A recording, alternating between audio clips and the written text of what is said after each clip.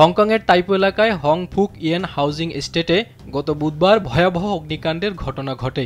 আগুনের তীব্রতা এত ভয়াবহ ছিল যে চীনা ভূখণ্ডের আকাশসীমা ছেয়ে ফেলে। ওয়াং ফুক কোর্ট ৩১ তলা উচ্চতার ৮টি ভবন নিয়ে গঠিত। এর মধ্যে ৭টি ভবনে আগুনে পুড়ে যায়। গত ৬০ বছরের মধ্যে হংকংয়ে এ ধরনের ভয়াবহ অগ্নিকাণ্ডের ঘটনা ঘটেনি। এ ঘটনায় এখন পর্যন্ত ১২৮ জনের মৃত্যু হয়েছে এবং ২ শতাধিক মানুষ এখনও নিখোঁজ রয়েছে। মৃতের সংখ্যা আরও বাড়তে পারে বলে ধারণা করা হচ্ছে। তবে ভয়াবহ এই অগ্নিকাণ্ড নিয়ে সামাজিক যোগাযোগ মাধ্যমে চাঞ্চল্যকর ভিডিও ছড়িয়ে পড়েছে।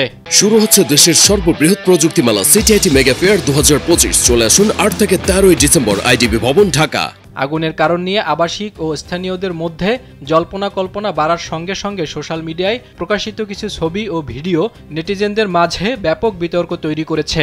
একজন আবাসিক নেটিজেন সোশ্যাল মিডিয়ায় একাধিক ছবি পোস্ট করেছেন, যেখানে দেখা যাচ্ছে হং ফুক ইয়েন হাউজিং এস্টেটে বড় ধরনের মেরামত কাজ চলার সময় নির্মাণ শ্রমিকরা কাজের স্থানে ধূমপান করছেন। ওই নেটিজেনের দাবি, বড় ধরনের মেরামতের সময় অনেক কর্মীকে মচানে সিগারেট খেতে দেখা গেছে এবং তিনিও এই সংক্রান্ত ছবি ও ভিডিও ক্লিপ প্রকাশ করেছে। একটি ভিডিও ক্লিপে তাকে সরাসরি এক কর্মীকে ধূমপানের বিষয়ে প্রশ্ন করতেও শোনা যায়। ১৯৮৩ সালে এসব ভবন নির্মাণ করা হয়। সম্প্রতি ভবনগুলোর সংস্কারের জন্য বাঁশের মাচা এবং সবুজ নির্মাণ জাল দিয়ে ছাদ পর্যন্ত ঢেকে দেওয়া হয়। ওই ভবনের বাসিন্দাদের দাবি, বাঁশের মাচার উপর বসে সিগারেট টানছিল নির্মাণ শ্রমিকরা।